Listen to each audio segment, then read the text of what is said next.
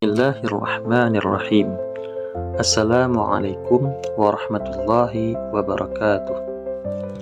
Alhamdulillah, segala puji bagi Allah yang telah memberi kita nikmat iman, nikmat Islam, dan nikmat kesempatan untuk terus belajar dan memperbaiki hati. Salawat dan salam semoga selalu tercurah kepada Nabi Muhammad SAW, keluarga, sahabat, dan kita semua yang berusaha mengikuti jejak beliau.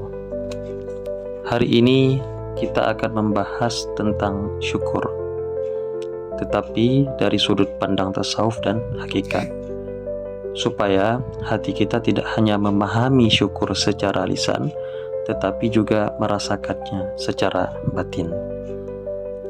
Yang pertama yang perlu kita ketahui adalah syukur bukan sekedar ucapan.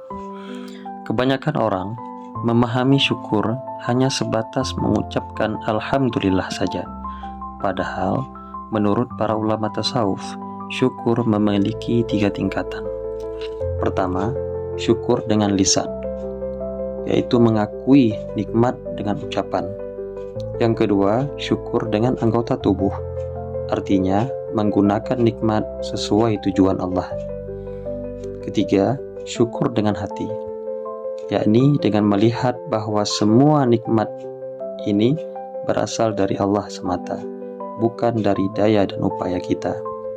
Syukur yang tertinggi adalah ketika hati merasa nikmat itu milik Allah.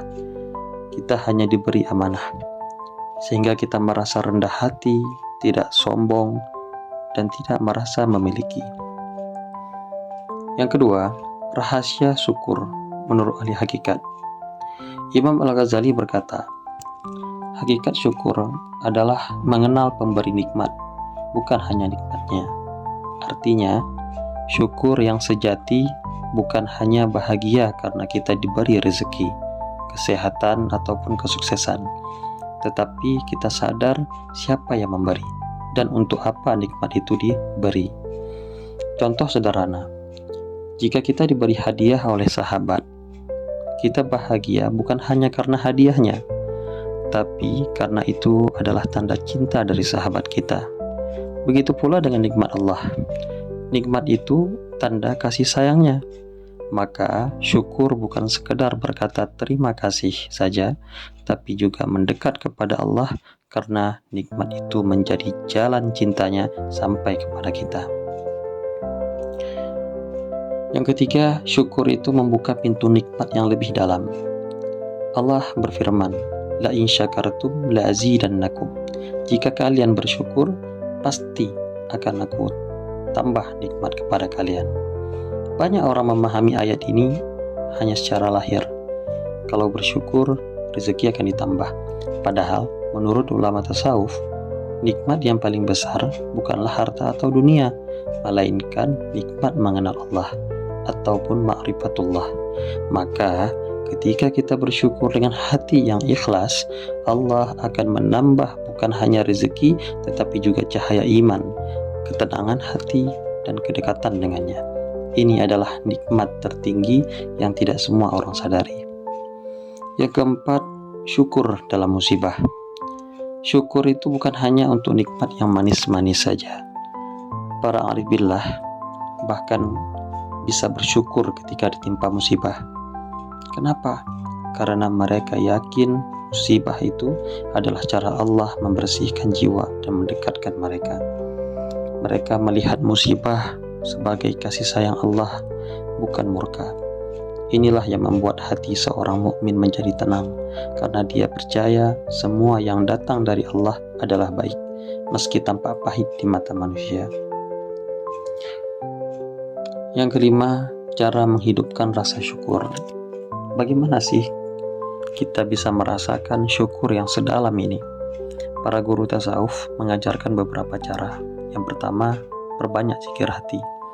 Ucapkan alhamdulillah sambil merenungi siapa yang memberi nikmat. Yang kedua, latih diri melihat sisi baik dari setiap peristiwa.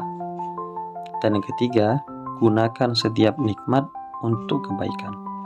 Jika kamu diberi ilmu, amalkanlah. Jika kamu diberi harta, sedekahkanlah. Kemudian yang terakhir, jangan pernah membanding-bandingkan nikmat kita dengan orang lain.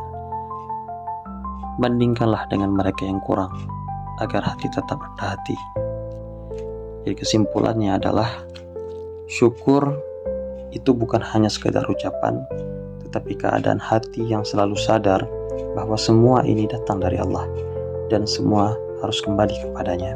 Inna lillahi wa inna ilaihi raji'un.